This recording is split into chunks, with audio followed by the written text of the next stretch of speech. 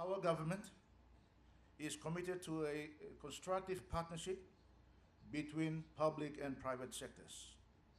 We have seen this through the APEC preparations. Let me start by welcoming all the delegates who are here to Papua New Guinea. I'm sure many of you, it's the first time that you are visiting our country. You have come a long way, and I hope that you are enjoying your stay here with us and you are impressed with what you have seen so far. Too often, the international media focuses on the negativities. That is not to say that we do not have challenges in our country, but Papua New Guinea is changing for the better, and news reporting is becoming more positive. I hope today provides you with an opportunity to interact between our government leaders and, of course, our business community. Hosting APEC in Papua New Guinea has been a challenging one, but also rewarding for all citizens of our country as we open up Papua New Guinea to the world. We have been a member of APEC since 1993. So after 25 years of membership, I think it was time, and it was right time to host this prestigious event. More importantly, it is the right time to host this event because our economy continues to grow, and it is continuing to demonstrate maturity and stability. After 43 years as an independent nation, we have gone through some very challenging economic times, but we are now changing that. This is all changing because over the last 16 years, we have seen continuous economic growth, and in that time we have seen stable political leadership.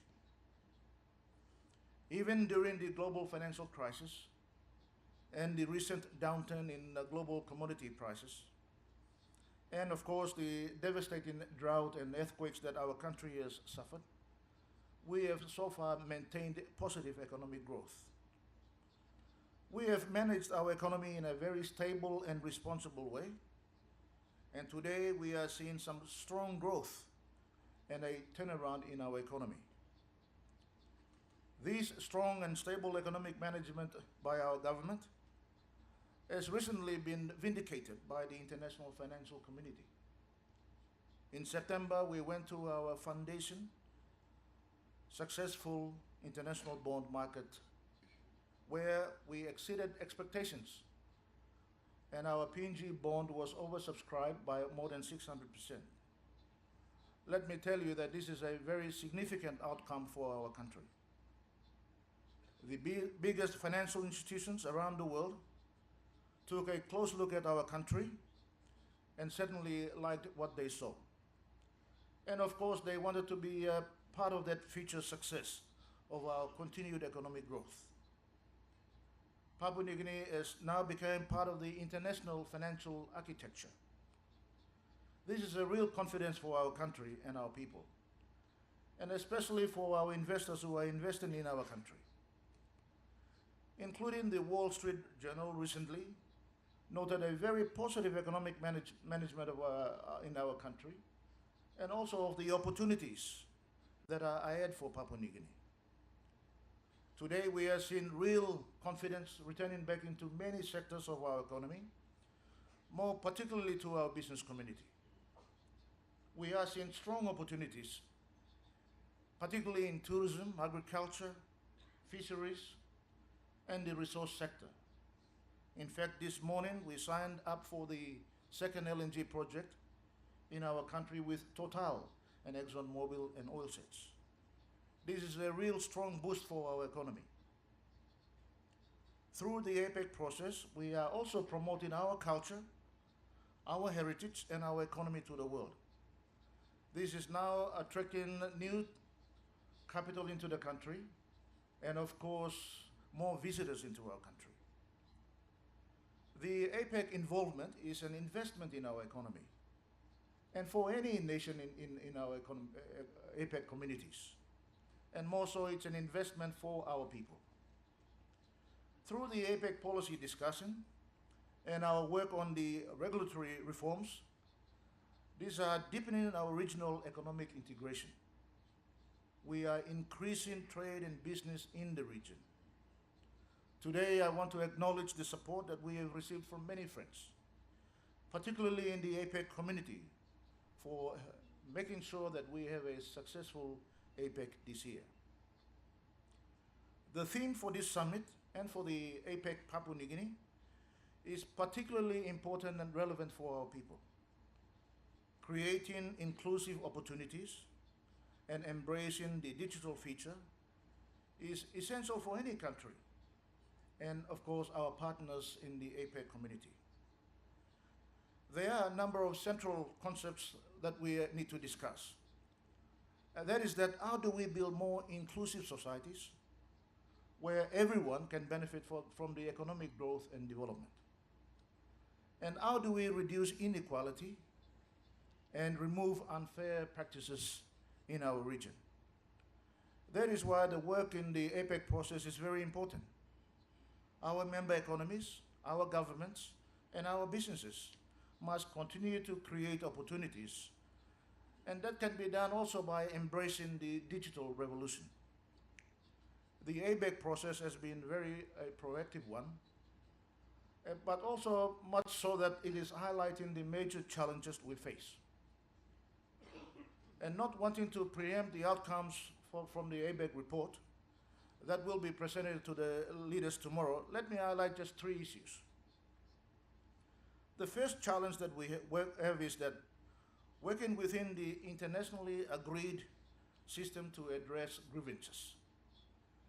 This includes actions by major economies that has a huge impact on the trade flows. As smaller economies, countries like Papua New Guinea place considerable reliance on the international trade, and especially the international trade rules. We suffer when rules are broken or ignored, and we benefit when rules are followed by all countries, large and small. Our country is playing an increasing role, like everyone else, in the international forums such as the WTO.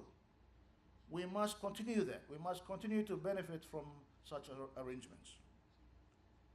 The second challenge that I want to highlight is that governments need to continue to be more engaged and more actively engaged with civil society and businesses so that we can explain the benefits of economic integration. We all know that governments cannot work in isolation. We must engage and embrace the private sector and the civil society if we are to continue to drive the economic growth. This is an enormous challenge. So much of freer trade, expanded trade is not going to be fully appreciated by businesses, let alone our civil society, if we do not communicate. Free trade must be embraced so that we can enhance freedoms for our people, freedoms for greater investment opportunities, opportunities for expanding in businesses and creating greater job options for our people. Trade is very critical, but itself is not enough. Governments need to create active policies to share the economic development prospects and reduce income inequality in our society. More trade, more free trade is vital, and of course this alone will not deliver the sustained and the wider economic development that we aspire. Policies must be aimed at improving productivity, raising low and middle income levels so that we can be able to make a better standard of living for our people. We require structural adjustments and a real desire for greater inclusiveness. And the third challenge is that promotion of an environment that allows members of the society to make sure that they participate fully in the digital revolution that is taking place. To do that, economies must deliver an adequate investment in the infrastructure that is needed to deliver efficient, reliable, but more affordable internet access across the societies in our community.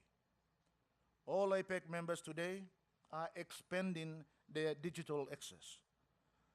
We look to the private sector to capitalize on this and make investments that will lead to more innovations. In Papua New Guinea, our government is committed to leading the way in encouraging investment in infrastructure that will facilitate the digital access, especially by small to medium enterprises and our business community. This is a fundamental driver of the economic growth that we aspire to achieve. That is why governments must be committed to the inclusiveness agenda. The digital revolution offers us the prospect of ensuring that no citizen is left behind. But certainly this is not automatic. We must all work together to achieve the outcomes that we desire. There should be no space for digital divide, on whatever grounds that divide may be generated, be it gender, ethnic groupings, education, or where the person lives. We must have the unique opportunity so that we can overcome the digital divide, and we must embrace it totally. That is why I'm looking forward with anticipation for the outcomes of this summit and, of course, the reports by the APEC. I welcome all the speakers and moderators and, of course, fellow APEC leaders, but more importantly, all the delegates who are here today to APEC 2018 Papua New Guinea CEO Summit. This is a great event of great importance to Papua New Guinea and the APEC region. You are remarkably well placed to help secure a stronger future for our region, and I look forward to embracing this unique opportunity and a greater shared opportunity. Thank you, and have a great day. Thank you very much.